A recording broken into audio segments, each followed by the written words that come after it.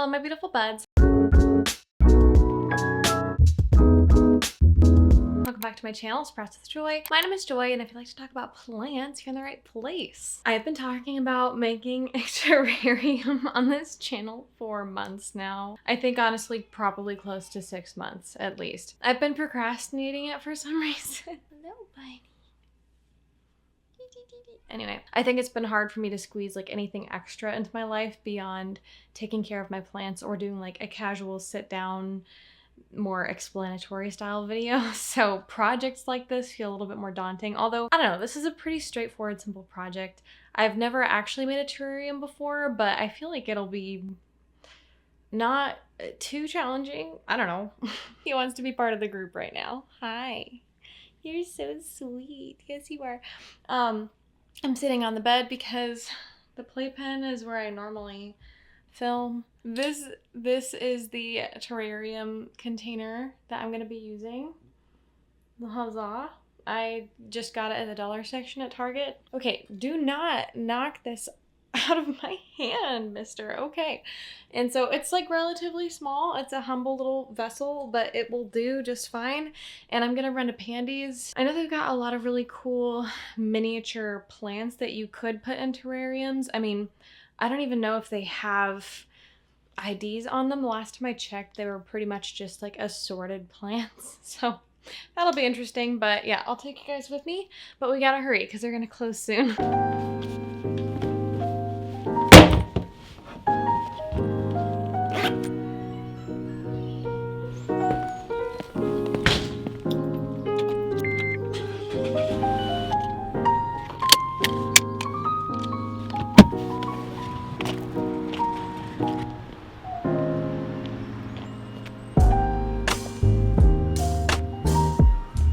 I fully intended to speak while I was in the garden center, and I did, but the audio was not very salvageable, so here I am with a voiceover yet again.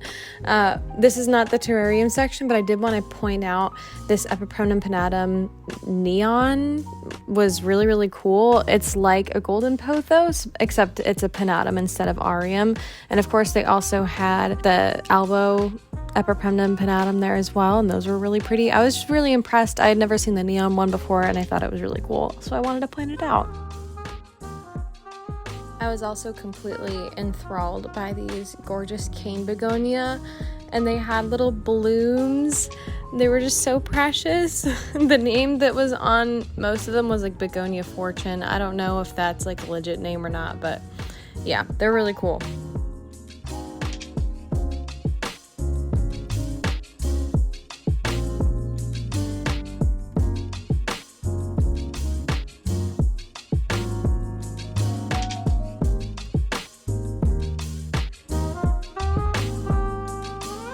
I was also so happy to see that they had a fern leaf cactus. I absolutely love this plant. I did just trade for one though, so I don't need one, but it was a little bit tempting because it was beautiful. Okay, here's what I was talking about. They have all these tiny little plants, maybe in like 2-inch planters that you could totally use in terrariums.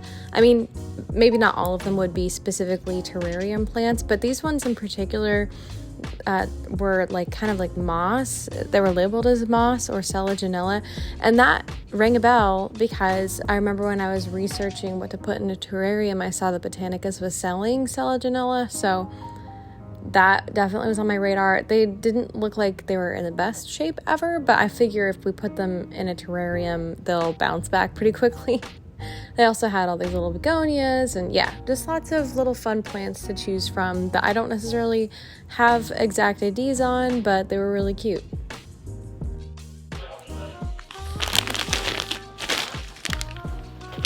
Oh my goodness, it is really hot in here, but I turned up the AC because I don't want it to be like blasting in your ears. But I wanted to show you really quick what I got. I did pick up some extra supplies like soil and pots and whatnot that I just generally need, but this is what I got. I got peperomia prostrata, or string of turtles. I feel like this makes a really good terrarium plant, and they only had one left that I saw, so I was really happy I nabbed it. I might not use the entire plant. We'll see. I might just like take a couple of cuttings and then you know, put this in one of my prop boxes and give it away to a friend or something, or I don't know, or keep it as a backup, who knows. It's kind of hard to see it in the light, but it's super cute. String of turtles. I've always wanted this plant, but I only really had the desire to try to grow it in terrarium conditions because from what I understand, these guys require really high humidity. And then these, I was so pleased to actually see in person and get them for so cheap. They're selaginella, to my understanding. I don't remember like the exact genus or whatever, but if I can find it, I will let you know. But okay, in the sunlight, I don't know if you can see it on camera, but in the sunlight, these guys are like iridescent and so pretty. And I've been wanting one, and I almost got one from Botanica's, but it was like 20 bucks or something on their website. But this is obviously $3.99. So it's in slightly rough shape. I think, I mean, they want like very high humidity, and although it's a greenhouse, it's not 100% humidity. This is, I think, a perfect terrarium candidate. Okay, seriously, I really hope that you guys can see it. I don't think it's coming off on camera. I don't know.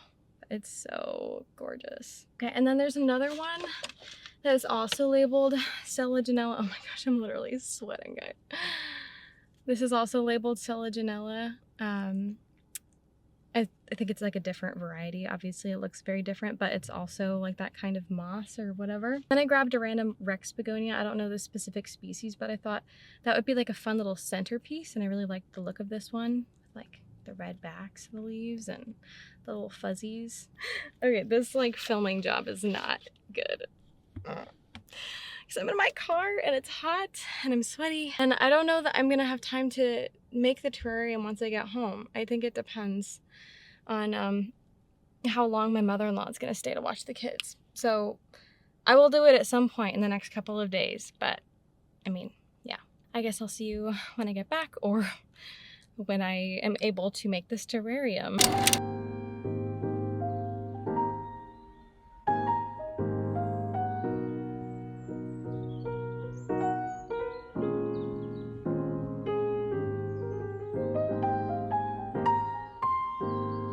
So this just turned into a cozy evening terrarium setup. It's actually my first time making a terrarium, but I have watched a lot of YouTube videos on the topic, so I'm just gonna kind of glean knowledge from all of those and hope that it turns out okay. And I'm just using the materials that I happen to already have as well.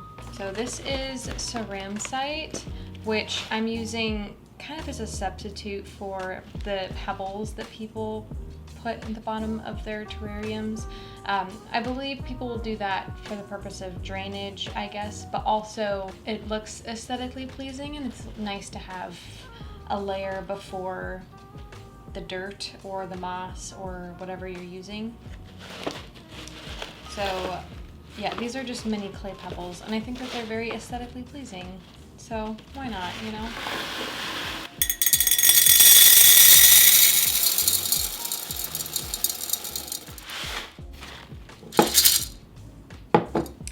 Looks like candy. And then next I'm just using a succulent potting mix, just some random one that I got a long time ago, for no reason in particular other than I just feel like this would maybe be a good mix for this. I don't know. It's more of a gut intuition thing than anything. So I'm just plopping that down in there. I do wish that I got tweezers or some other tool to reach down there because, you know, just using my hands is not probably going to be the most effective thing. I might pull out a chopstick or something at some point if I need more precision. While I'm at it, I'm also going to add some charcoal to this soil. I think people use it to deter bacterial growth and that sort of thing. I don't fully know how it works, but supposedly it does. A lot of people use charcoal in their terrariums. So I'm doing the same thing. I'm just mixing it in with the soil, and I might, let's see. I'm gonna want to add more soil, I think. No, I'm making a mess.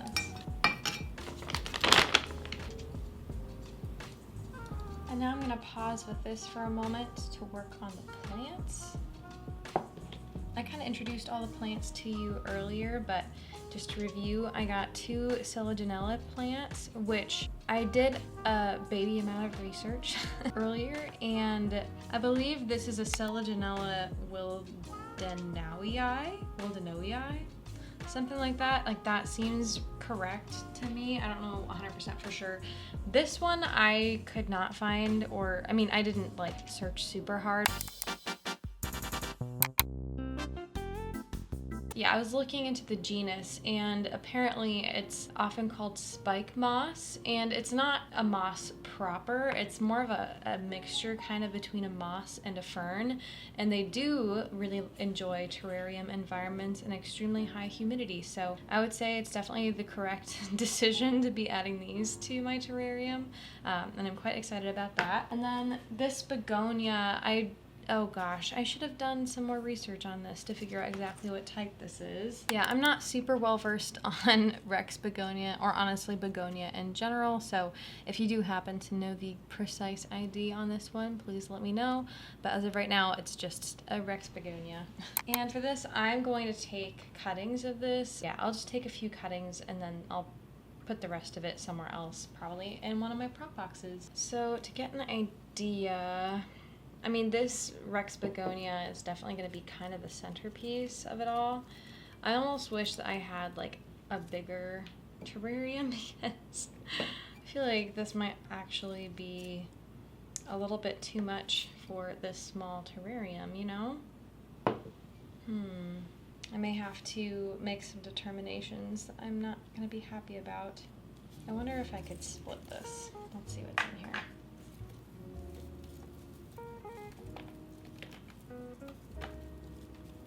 I know sometimes people will only put cuttings of the plant in there, which is definitely something to consider, but I just kind of gently split these apart, and it seemed that there were 2 separate plants anyways, so I will use one of them, and then the other one I will, I guess, put in my prop box and see if one of my friends wants it.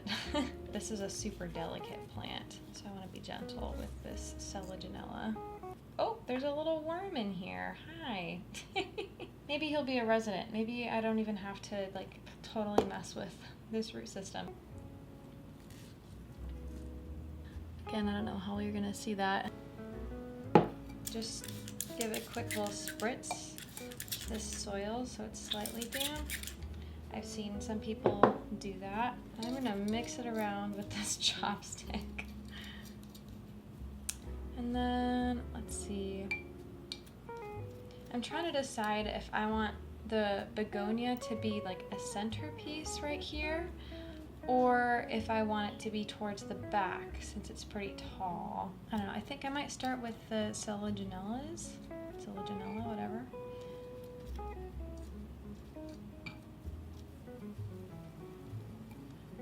Definitely makes me wish I had tweezers. It's fine.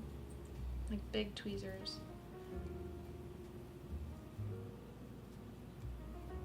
Alright, this is definitely going to be a very crammed terrarium.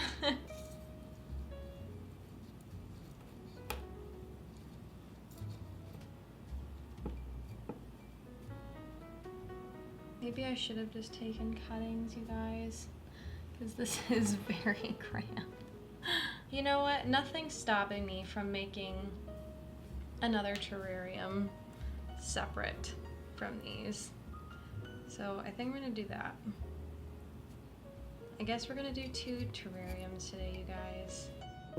So this is just a random mason jar that I have laying around, and I am going to add the other selaginella separately to this one, but I should probably finish this before I move on. Okay, so I suppose I'll select the smaller plant of the 2 then, just for the sake of room, and hopefully it does okay. Hopefully you can even see what I'm doing, because I can barely see what I'm doing. Okay. Just kind of aimlessly putting more soil in here.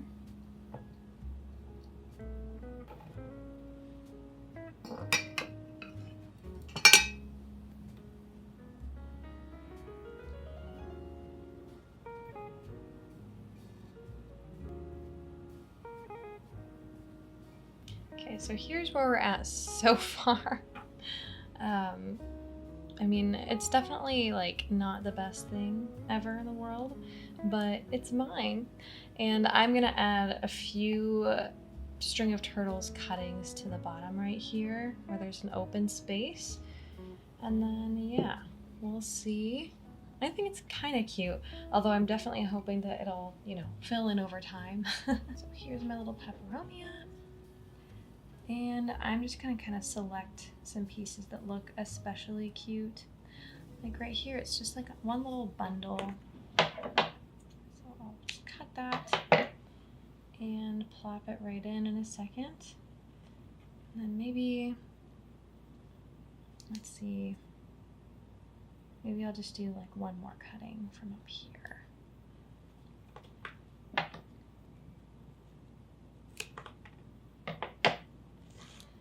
Okay, so these are my two little string of turtles cuttings.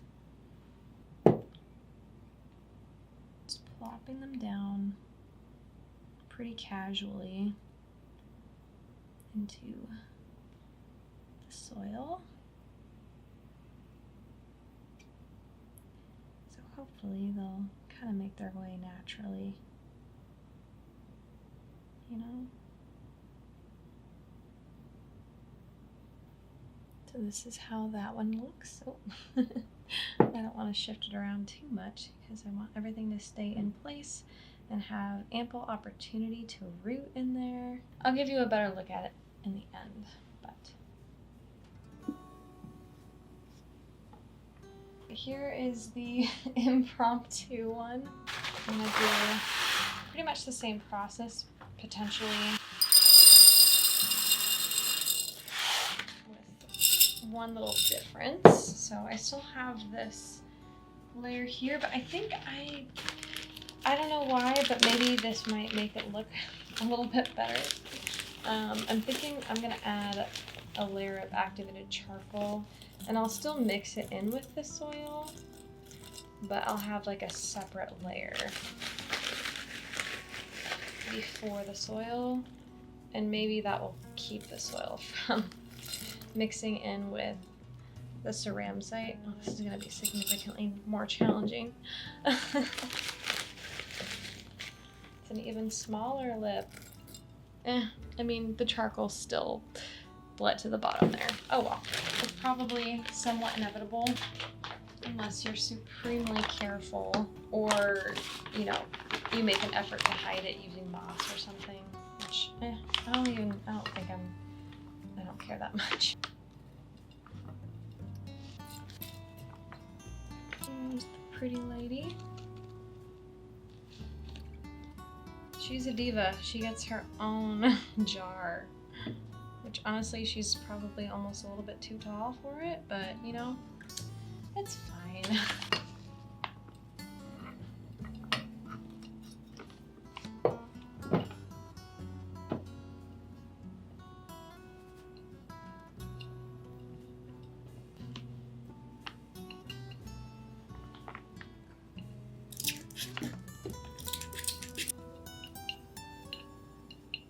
Okay, and then another thing that I happen to have is some live moss.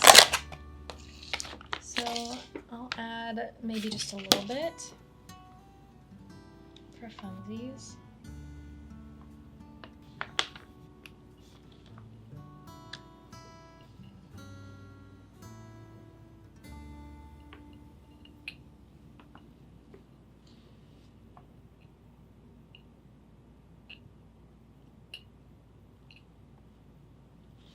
And there you have it, you guys. These are my first little terrariums. I think they're quite cute. I definitely would do things differently, you know, the third time around. Like this one, for example, I think I definitely added too much substrate because it's taking up like half of the entire vessel, and I think maybe more of a third of the vessel is probably more appropriate. So in retrospect, yeah, I should have not been that crazy, but I think in my mind, since I added the layer of charcoal, I needed more soil to compensate for that, so that's my bad. And the other thing is that I next time I do this, I'm definitely gonna get some sort of tool to assist me. The chopstick was kind of okay with helping me, but it was not perfect and it couldn't like grab things. So I need, you know, what are they called?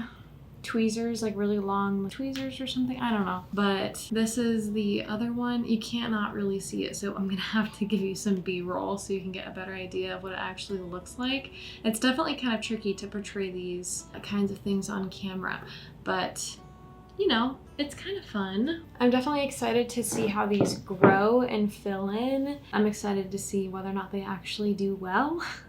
But I will put them in sunny locations. I'm a really big fan of the selaginella. It sounds like salmonella or something, but selaginella. Yeah, I'm a big fan of these little guys. They're super cute, and I can already tell that they look a lot more vibrant now compared to when they were a little bit more dried out. So happy about that. At some point I might play with the idea of adding some isopods in there. That would make my toddler very excited because she's obsessed with roly-polies. They're her favorite thing. She loves to find them. Maybe I could add a couple in here, but I don't know what the logistics of that look like. I'd have to do some more research. Anyways, I hope that you guys enjoyed this video, and if you did, please feel free to leave a comment, like, subscribe. All those things are super helpful for my channel. I hope that you guys have a wonderful and blessed day.